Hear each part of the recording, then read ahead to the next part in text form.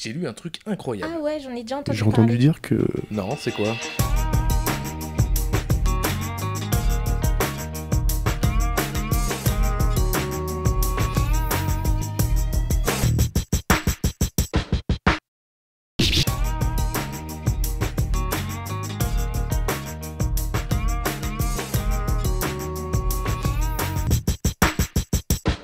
Donc ce qu'il faut comprendre avec une plateforme comme WeFarmUp, c'est qu'il y a deux catégories. Il y a les gens qui apportent sur la plateforme et les gens qui utilisent.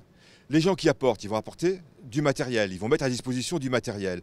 Ce faisant, qu'est-ce que ça veut dire pour eux? Ça veut dire qu'ils valorisent un capital qui dort et donc ils font des économies en se générant un chiffre d'affaires.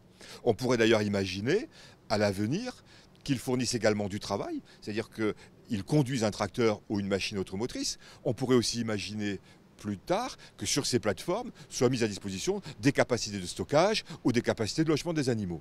Donc là, le modèle économique est je valorise un capital disponible. Et si je suis utilisateur, donc là, qu'est-ce que je fais? Je ne génère pas un chiffre d'affaires, par contre, je fais des économies. Je n'ai pas immobilisé de trésorerie en achetant un matériel, je le loue. Et donc là, j'ai un système qui est beaucoup plus mobile, beaucoup plus fluide.